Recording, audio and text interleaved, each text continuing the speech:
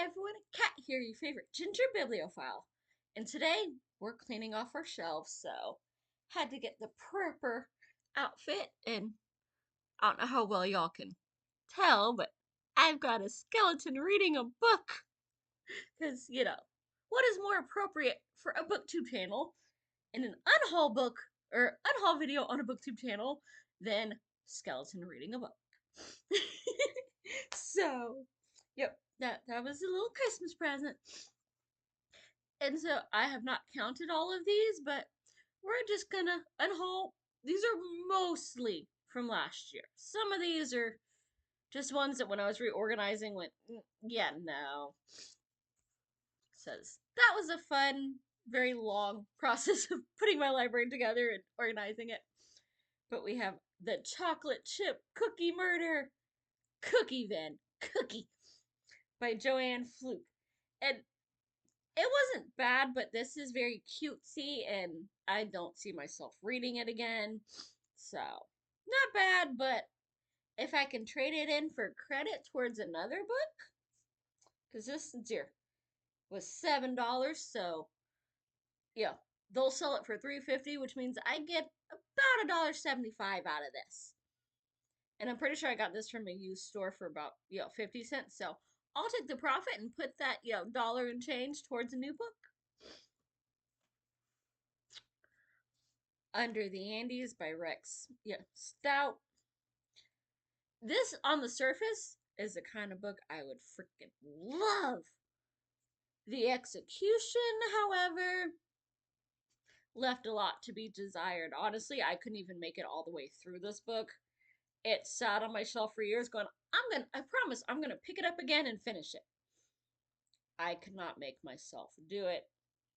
And I could not stand to start it over. I'm like, yeah, now I've done and forgot what I read. I just remember how much it made me angry and how stupid everybody was.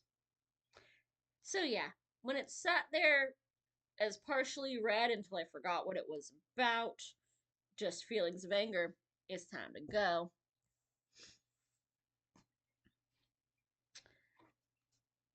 Not my kind of book. I was all excited because, Vampire Huntress, I love a good vampire novel. But it's not so much vampires as, well, you can guess what it is by the cover.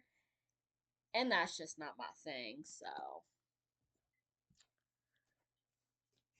And then we have this one, MC Beaton, Death of an Addict.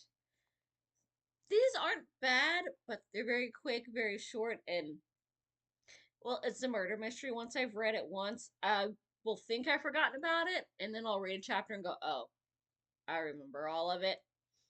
It's just, small town, cozy murder mystery in, Scottish Highlands. Yeah. Hamish Macbeth is our detective that gets treated like he's the town idiot. And some prick bites it. Though. Yeah. And then there is the Time Travelers, Book 1 and the Gideon Trilogy. And if I was a kid, I probably would love this, though they're definitely lying when saying that, it hasn't anything to do with, like, Harry Potter. Yeah, no, it doesn't have that vibe at all. It's just kids and time travel and, yeah. If I was a small child, probably good. As a woman in her 30s, it's a children's book. Abraham Van Helsing, the journal. This one, I wanted more darkness out of this. This was, well, as a journal of folks writing about vampires without really knowing what vampires are, and then going, I saw this, but I must be crazy because this can't be real because vampires are not real, and being made fun of for it because, like, wait, you're a doctor, but then you believe in this? Yeah, I know. It sounds crazy, but I saw it. It happened. Apparently it is real. And then, hey, I found some other people. It was interesting, but not something I would ever read again. I wanted more like badass Van Helsing, not yeah, timid. What am I doing, Doctor Van Helsing? And then Brad Taylor, Days of Rage, made me rage for days, mostly due to the editing. Like we only go by code names so that people can't figure out who we are and get you know revenge on us. Except for on the same page, we're just gonna yell out people's actual names because hey, we're all buddies and we're hanging out chatting on a mission. Because sitting there doing surveillance for hours is boring, so we gotta talk to each other. Yeah, and we can't decide what the heck are we going by code names, people's first names, people's last names, both. So like, who's talking? And the character was just kind of very, you know, angry. Like normally, it's like a very spy thriller type deal. I love that kind of stuff, but the editing and the character just constantly being angry just made me angry. And if I want to be angry, I'll pay attention to real world. There is a lot of that that makes me angry. Go, can I take you to a pound and if you don't get adopted in 2 weeks, hey, population control, but I'll take the chihuahua whose cage you're gonna fill. And I don't even really like little yappy purse dogs, but hey, I'll take a chihuahua over a human any day. And this is what this made me feel like. So, yeah. And I always have to go to the store. I'm like, wait, is that the one? Or because there's Brad Taylor and Brad Thor. They're both very similar and have similar names. Brad Thor, I like. Taylor, one day I might give him another chance and see if this was just a bad, yeah, intro to his work. But for now, every time I see the name, I just remember Pike Logan was. So, yeah, he's going bye bye. I just read this last month. It's a romance. It's a little spicy. There is some vampire and some feistiness, but it's also very heavy romance, and I ain't your romance girly. I'm your vampire girly. I was promised archaeological thriller, and I got cheesy murder mystery with romance just for the sake of romance to push along the plot of, hey, we needed something to get you to come here so we could try to kill you. And corporate sabotage. Like, we start off being promised an archaeological mystery that might wind up with some dead folks. And then it just becomes, business espionage and backstabbing that we're so greedy we're murdering people for business stuffs. I was lied to. The first 2 chapters were so good, and then I didn't see an F it. I should have, but I was just curious enough that I skim read this.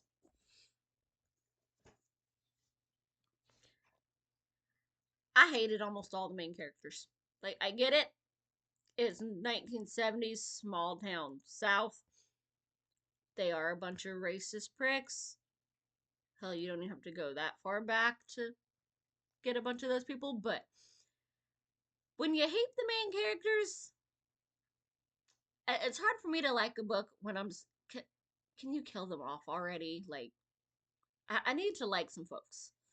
And there weren't that many, even the likable ones were only vaguely likable and they were overshadowed by the ones that I hated. They were meant to be hateable, so, well written, but it did not put me in a good mood, so it's going bye bye.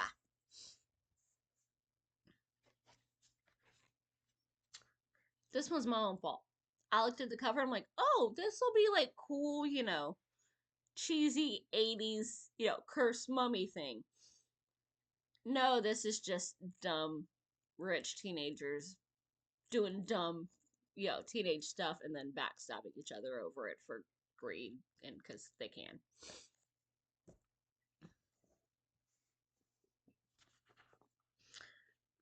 Sweet, naive dummy, spoiled, titled, crook, and Colts.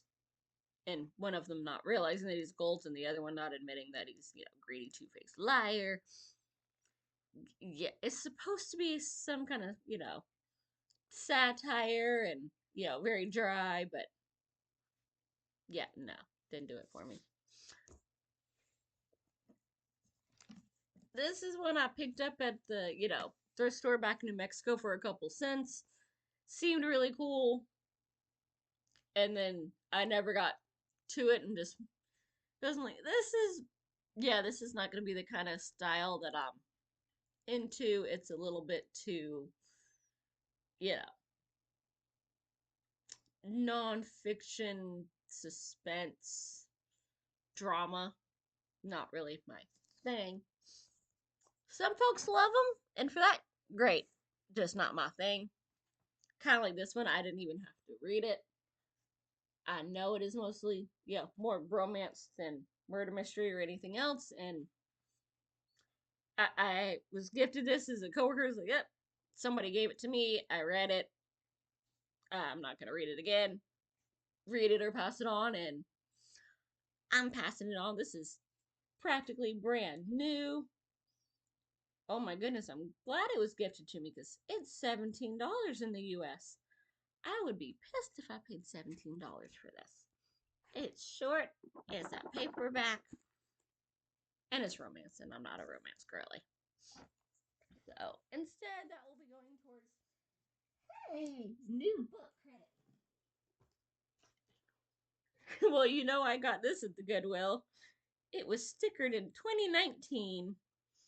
I didn't get it from Goodwill, but the person that got it, passed it on for me did. Danielle Steele. That's all I need to know. This is not my style of book. So I can't tell you anything about it other than, she writes romance. I ain't romance girly, so no sense in it taking up space on my shelves. Sable Grace's Bedeviled. I had such high hopes for this, YA, vampires, lichens, Greek mythology, murder mysteries. It that stuff was in the background. Like this, she looks like she's gonna be badass. She's mostly whiny if I was gonna be this, but now I gotta save my friend, and she's mad at me because I saved her by turning her, and I'm crushing on this dude who's crushing on me, but I can't be crushing on him because, I only like guys for a little bit and then I'm bored of them. And so then it'll be weird once I get bored of them, or what if I don't get bored of them? And that became the majority of the story. If you like romance, it's probably amazing. If you want the vampires and the magic and the Greek mythology and folks getting, hunted down and off, yeah, it's not that. You will, like me, will be very, very disappointed.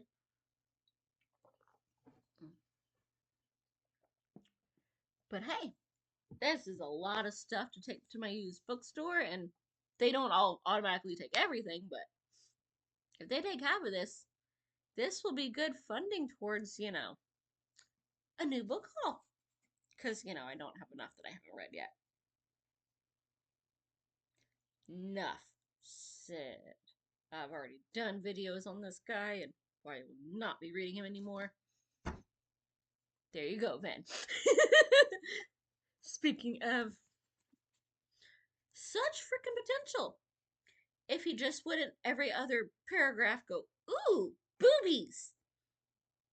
The horror in this is good. It's like Stephen King and a 12-year-old boy got together and alternated who wrote which page. So, Van, have some fun with that because I know you like watching me get angry. I mentioned cookies to rile him up. He mentions Lemond. He knows what he's doing, just like I know what I'm doing. Because are you really friends if you can't intentionally tick each other off a little bit and push those buttons? Watchers in the Night by Jenna Black. Yeah, this was again, it's a paranormal romance. I liked, well, even the paranormal in this really wasn't that paranormal. And there was definitely romance. Bleh. MC Beaton's Death of a Cad. This is another Hamish Macbeth one. Except for, I hated all the characters in this except for Hamish. And there was one chick that almost had potential. Like, she could have not sucked, but she was trying to be proper society, so she let Daddy tell her what to do, and Daddy sucked. So she had to suck because she couldn't tell him to kiss off. And so, yeah, this was basically just, kind of like Real Housewives of, LA, but in Scotland. And nobody likes those tricks. Kurt Bay Demon! I was expecting like a lot of comedy out of this. I didn't love it. I didn't hate it. It was just kind of there. Like, I'm glad I read it, but I can't see myself reading it again or, picking up more of it. Like, now, if you want, cozy, cutesy, family oriented story, this is that. And there is a little bit of comedy. I mean, we do have the whole, hey, suburban mom. Oh crap, hubby and kids can't find out that I used to kill demons with my first husband. Except for, oh crap, the demons are coming back. I'm like, I'm expecting a lot of humor out of, oh crap, how do I hide this? And, what kind of shenanigans? And it was just kind of middle of the road. Natalie Haynes, Pandora's Jar. Yeah, this was, an interesting one-time read, but this is on me. I thought it was going to be like a novel, but it's a series of essays, which is not really my thing. So, read it once. It's interesting. Not going to read it again, so there's no point in it staying on my shelf. So, hopefully I will get some credit for that. If not, I will find a way to get it to the library and go, here you go. Because it ain't taking up shelf space here. Eon by Allison Goodman. And this one is, well, it's part of a duology. I liked it enough to pick up the sequel, but then the sequel got on my nerves, and I'm never going to read this again, so no sense in this big old thing taking up space. Because it's supposed to be like Mulan vibes and dragons. And there are Mulan vibes, but there are no actual dragons. Like, they're more of a metaphysical than, actually fire breathing, flying around thing. And we have our, sleazebag. She's a girl, evil dude that finds out the secret. And it's like, I'm gonna use you because you bonded with this, powerful dragon that, since I'm a fellow dragon, user, I can see it and I'm gonna steal it from you. And you can't do anything about it, or I'll expose the fact that you're a girl. Because, it's China and olden times, and that's how they were. And some places sounds like they might still be. But yeah, there's 12 dragons that aren't really dragons, and a bunch of I'm gonna screw you over. And yeah, I wanted more dragons, more badassery, less, oh crap, everyone's gonna screw me because I'm a girl. And the dragons aren't really dragons. Mm. The Vampire Sextet. I almost liked 1/6 of the stories in here. They are very 80s, very dated. One of them had potential. Like, ooh, I like this as a premise, but it was just a quick short story, and the rest just. I might have been born in the 80s, but most of the 80s don't do it for me. Though, Goonies! And a few other things. But for all, like, this wasn't really dark vampire-y. It was, yeah, cliche 80s films in written form. They might have got some right, but a lot of it was just cheeseball. Kind of like this. It had so much potential. We had a, woolly mammoth, we had time travel, We had an eccentric billionaire who's not like all the other crappy billionaires, just hoarding all his wealth, except for then he turned into the cliche, greedy, I'll kill anybody in my way because, what are they going to do? I have money, billionaire. And yes, this is a living, breathing, sentient thing. Screw it, I'm just using it for money and I'll torture it how I want because I own it, because, yeah. And it was just, it did not put me in a good mood. Some people are probably going to think I'm nuts for this, but I'm getting rid of this chunkster. I paid like not quite $9 for this, which is amazing because it's in good shape and it is freaking huge. But it took me a whole month to read this. I can watch both movies in less than a day. It was, in parts, it was like more gruesome and detailed and amazing. There were also like, did he have to have the fridge full of animal heads to prove that the dude was, evil, psycho?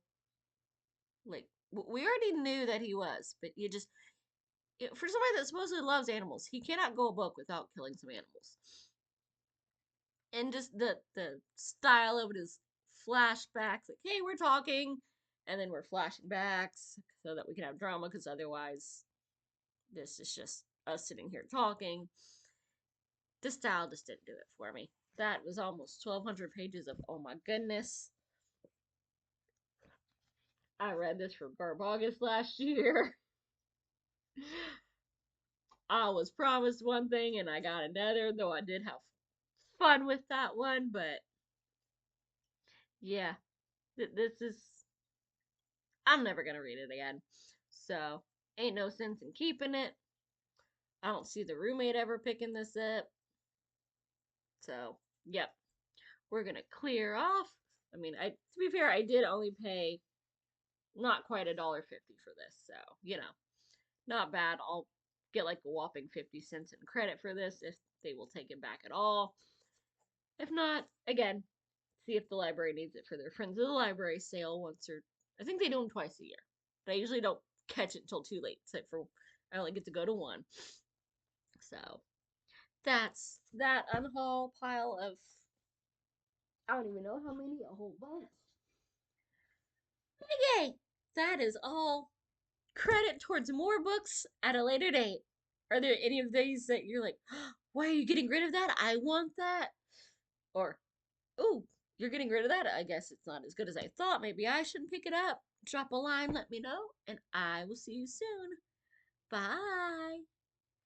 Happy reading, and may you have very few unhauls in the coming year.